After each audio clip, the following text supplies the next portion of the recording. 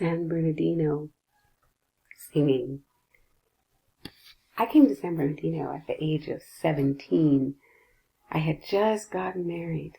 I traveled with my new husband from South Central Los Angeles all the way to San Bernardino on the bus. All the seats had blue cloth on them, and I was fascinated how expensive they seemed compared to LA's hard tan plastic. Looking out the windows, I felt like I was going to some far-off land, like my teenage life had been intervened by some fairy godmother. And what did this fantasy land look like? Desert. Everywhere. I had never seen the desert before. All around me were mountains that cut through the sky to stand like cinnamon walls at the horizon. Houses had yards that seemed to stretch out like a giant hand had slowly erased the sidewalks and set each house apart.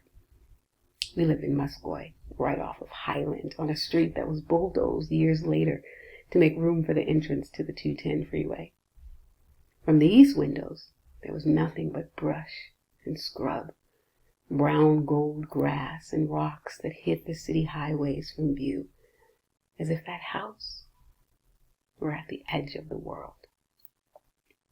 I felt small in that little house with its chickens and wild dogs and leaning gates. I would listen to the Santa Ana winds rattling the doorways, homesick for Inglewood, and wonder why I was here. What was this strange, rural city, and what did it ask of me?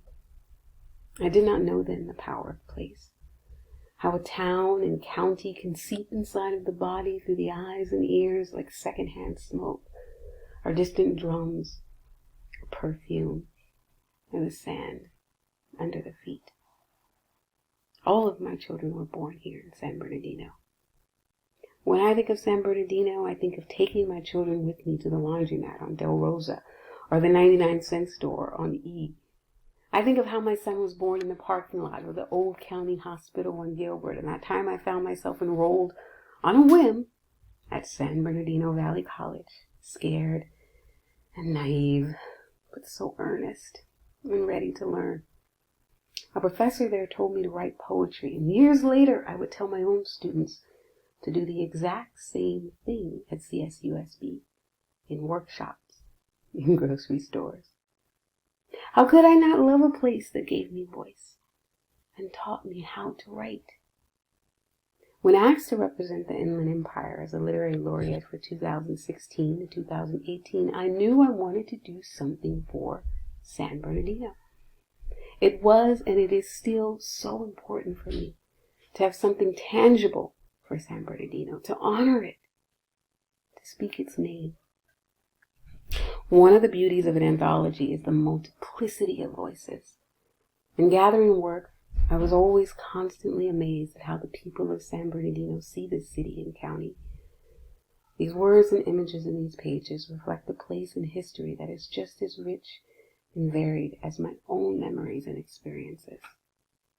For those passing through, and for those who call it home, San Bernardino and its history, its gold desert, and its mahogany mountains always, always, always sings. Thank you for being patient with me. Thank you for going on this journey. Nikia Chaney.